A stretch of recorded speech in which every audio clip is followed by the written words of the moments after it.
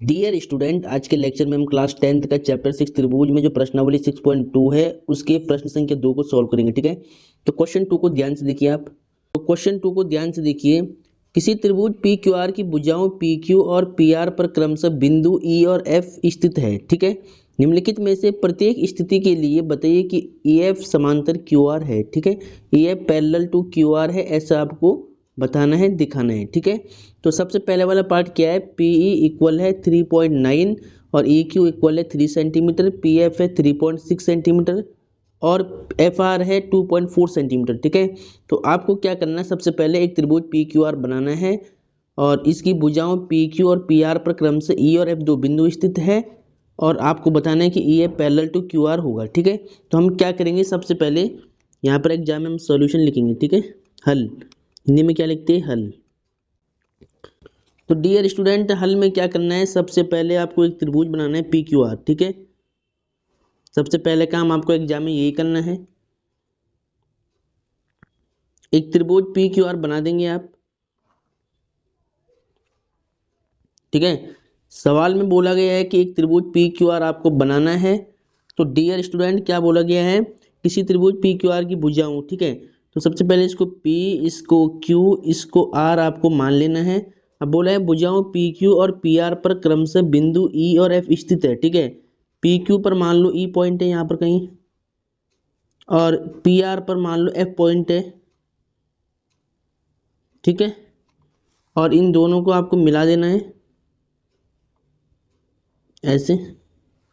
ठीक है, तो ई एफ एक लाइन बन गई है ई एफ। ठीक है, अब बोला क्या गया है कि ई एफ समांतर क्यू आर है। ठीक है, आपको दिखाना है कि ई एफ क्यू आर के समांतर है या नहीं है। ठीक है, तो सबसे पहले आप क्या करेंगे, यहाँ पे लिखेंगे दिया है, इंग्लिश में क्या बोलते हैं, गिवन।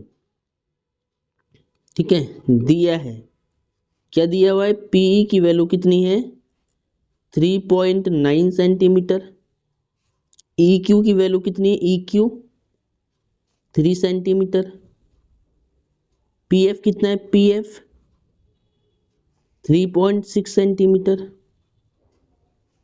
एफ आर कितना है, एफ आर है 2.4 सेंटीमीटर।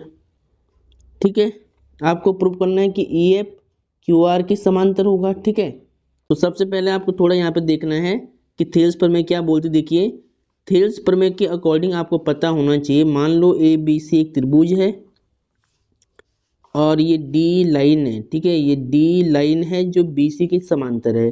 अगर क्वेश्चन में बोला जाता है कि डी बी सी के समांतर है तो आप थेल्स प्रमेय से क्या बोलते हो, आप थेल्स प्रमेय से बोलते हो कि A D upon D B A E upon E C, यानी इनका रेशियो इक्वल होगा। ठीक है, कब होगा, जब आपको गिवन हो कि डी समांतर बी सी।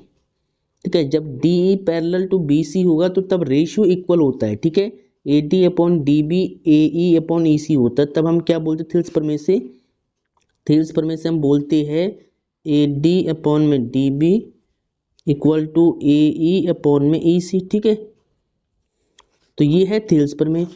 अब थेल्स प्रमेय के विलोम आपने देखा होगा। देखिए, थेल्स प्रमेय का विलोम, थेल्स प्रमेय का विलोम, कन्वर्स ऑफ बीपीटी। तो थेल्स प्रमेय का विलोम क्या बोलता है, देखिए, मान लो ये त्रिभुज ए बी सी है। ठीक है, और इसमें ये पॉइंट डी है, ये पॉइंट ई है। ठीक है, अब थेल्स प्रमेय का विलोम ये बोलता है कि अगर इन साइड का रेशियो इक्वल आता है, अगर साइड का रेशियो इक्वल है, यानी आपको गिवन है क्वेश्चन में, अगर आपको गिवन है कि A D upon D B बराबर है ए ई अपॉन में ई सी, मान लो किसी क्वेश्चन में ऐसा अनुपात बराबर दिया है, तो थेल्स प्रमेय के विलोम से, थेल्स प्रमेय का जो विलोम होता है यानी कन्वर्स ऑफ बीपीटी से आप बोल सकते हैं कि ये साइड इसके पैरेलल होगी। ठीक है, डी समांतर to B C, D parallel to B C. ठीक है, अब क्या है कि अगर थेल्स प्रमेय में साइड पैरेलल होती तो रेशियो इक्वल होता है, अगर रेशियो इक्वल है तो साइड पैरेलल है। ठीक है, तो ये कन्वर्स आपको याद रखना है, यही हम यहाँ पर यूज करेंगे। तो सबसे पहले हम क्या करने वाले, देखिए ध्यान से, हम करने वाले हैं त्रिभुज, देखिए पी क्यू आर में देखना है पी ई, यानी ये वाली साइड कितनी है 3.9 सेंटीमीटर है और ई क्यू यानी ये वाली साइड कितनी है 3 सेंटीमीटर है। पी पी एफ यानी ये वाली साइड, पी एफ है 3.6 सेंटीमीटर। उसके बाद एफ आर यानी ये वाली साइड 2.4 सेंटीमीटर है। ठीक है, तो सबसे पहले हम क्या करेंगे, हम लिखेंगे चूंकि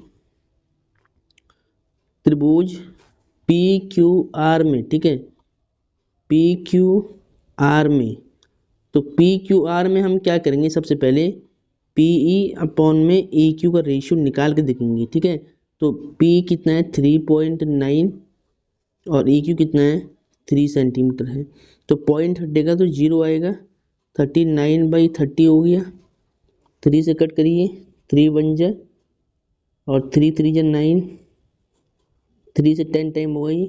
ठीक है, अब देखिए यहाँ पर कितना हुआ, यहाँ पे 13/10 हो गया।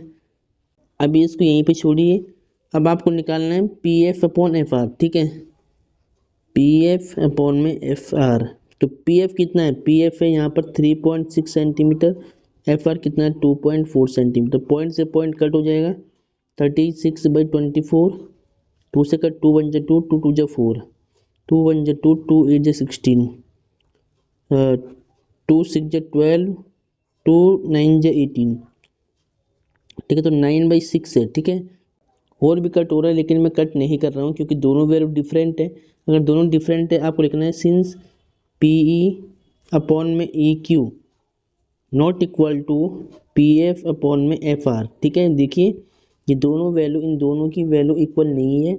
अगर ये दोनों रेशियो इक्वल नहीं आती तो हम बोलते therefore we can see that त्रिभुज, we can see that E F not parallel to, E F not parallel to Q R. अतः ई एफ क्यू आर के समांतर नहीं है, क्यू आर के समांतर नहीं है, क्यू आर के समांतर नहीं है। तो डियर स्टूडेंट ऐसे आपको इसको सॉल्व करना है। अगर अनुपात दोनों का बराबर आ जाता है, ये वैल्यू सेम आती, तो ये इसके समांतर होता थेल्स प्रमेय के विलोम से। आपको यहाँ पे लिखना भी है थेल्स प्रमेय के विलोम से, थेल्स प्रमेय के विलोम से, थेल्स प्रमेय के विलोम से हम देख रहे हैं कि ये इक्वल नहीं है। अगर ये इक्वल नहीं है तो ये समांतर नहीं होगा। ठीक है, चलो अब डियर स्टूडेंट दूसरे पार्ट का सॉल्यूशन देखिए। इसमें सबसे पहले तो आपको लिखना है दिया है, ठीक है, गिवन। दूसरे पार्ट में देखिए क्या दिया हुआ है, पी की वैल्यू कितनी है 4 सेंटीमीटर है, क्यू की वैल्यू कितनी है 4.5 सेंटीमीटर है, पी एफ की वैल्यू कितनी है 8 सेंटीमीटर है, आर एफ की वैल्यू कितनी है 9 सेंटीमीटर है। अब देखिए वहाँ पर त्रिभुज सेम वही है यहाँ पर। ठीक है, यहाँ पर त्रिभुज वही पी क्यू आर के लिए आपको प्रूव करना है, यानी आपको जांच करना है कि ई एफ क्यू आर के पैरेलल है या नहीं है। ठीक है, वही सेम क्वेश्चन है ये। तो वापस आपको डायग्राम बनाना है पी क्यू आर। ठीक है, पी क्यू आर ट्रायंगल आपने बना दिया है। अब वही सेम यहाँ पर पॉइंट ई था, यहाँ पे पॉइंट एफ था और इन दोनों को ज्वाइन कर लेना है। ठीक है, अब देखिए ध्यान से, अब बोला क्या है कि पी, ठीक है, इस पी की वैल्यू कितनी है 4 सेंटीमीटर है। उसके बाद क्यू ई की वैल्यू कितनी है 4.5 सेंटीमीटर है। पी एफ कितना, ये वाला 8 सेंटीमीटर है। आर एफ ये वाला कितना है, आर एफ 9 सेंटीमीटर है। ठीक है, अब आपको चेक करना है कि ये रेशियो इक्वल है या नहीं है। ठीक है, तो इस रेशियो को इक्वल चेक करने के लिए हम क्या करेंगे, हम लिखेंगे यहाँ पे तो हल आपको लिखना ही है। ठीक है, तो हल के बाद देखिए सबसे पहले आपको क्या करना है, P E upon E Q निकाल के देखना है, P E upon E Q. तो पी की वैल्यू कितनी है 4 और ई क्यू की वैल्यू कितनी है, ई क्यू एक ही बात है, क्यू ई क्यू एक ही बात है, 4 पॉइंट में 5, तो पॉइंट हटाओगे 0 आएगा। ठीक है, तो 40 अपॉन में 45, 5 के टेबल से कट होगा, 5 9 जा 45, 5 8 जा 40, 8/9। ठीक है, ठीक है, अब आपको निकालना है P F upon F R. तो P F upon F R को निकालिए आप। पी एफ कितना है 8 है, एफ आर कितना है 9 है। अब देखिए दोनों रेशियो इक्वल आ गई। ठीक है, क्योंकि आपको लिखना है कि P E upon E Q बराबर है P F upon F are की। ठीक है, इसीलिए आप बोलेंगे थेल्स प्रमेय के विलोम से, थेल्स प्रमेय के विलोम से, प्रमेय के विलोम से, ठीक है, अगर भुजाओं का रेशियो बराबर है तो थेल्स प्रमेय का विलोम बोलता है कि ये भुजा समांतर होगी इसके, ठीक है। तो देयरफॉर हम बोलेंगे कि अगर ये रेशियो बराबर है तो ये इसके पैरेलल है, ये पैरेलल टू क्यू आर, अतः ई एफ क्यू आर के समांतर होगा, क्यू आर के समांतर होगा, ये आपको लिख देना है बस खाली, ठीक है। तो ऐसे इसको सॉल्व करना है। अब डियर स्टूडेंट क्वेश्चन नंबर 2 के थर्ड पार्ट को देखिए। पी क्यू है 1.28 सेंटीमीटर, पी आर है 2.5 सेंटीमीटर, पी है 0.18 सेंटीमीटर और पी एफ है 0.3 सेंटीमीटर। तो इसमें भी आपको प्रूव करना है कि ई एफ क्यू आर के पैरेलल है या नहीं है, ठीक है। तो सबसे पहले हम क्या लिखेंगे, सॉल्यूशन यानी हल, हिंदी में क्या लिखेंगे, हल, और दिया है, ठीक है। तो क्वेश्चन में जो गिवन क्वांटिटी है सबसे पहले वो लिखनी होती है। तो क्या दिया हुआ है, पी क्यू, पी क्यू कितना है 1.28 सेंटीमीटर है, ठीक है। पी आर, पी आर कितना है, P R 2.56 centimetre, P E, P कितना है 0.18 सेंटीमीटर। उसके बाद पी एफ, पी एफ कितना है 0.36 सेंटीमीटर, ठीक है। अब इसके बाद आपको एक डायग्राम बनाना है, ठीक है। इसके बाद आपको एक डायग्राम बनाना है जो आपने पिछले क्वेश्चन में बनाया था, सेम वैसी डायग्राम है सबके लिए। बस आपको ई एफ को क्यू आर के समांतर बताना है या नहीं है, ठीक है। तो देखिए ध्यान से, इसको मानिए यहाँ पे P, इसको मानिए Q, इसको मानिए R। पी क्यू पर एक पॉइंट था यहाँ पर E और पी आर पे एक पॉइंट था यहाँ पे F, ठीक है। अब इनको मिला दोगे आप ऐसे, आपको प्रूव करना है कि ई एफ क्यू आर के पैरेलल है या नहीं है, ठीक है, समांतर है या नहीं है। तो क्या करोगे सबसे पहले, तो सबसे पहले आपको क्या करना है, देखिए पी क्यू कितना है, पी क्यू यानी ये टोटल लेंथ, ठीक है। देखिए पी क्यू, पी क्यू ये पूरी लेंथ है।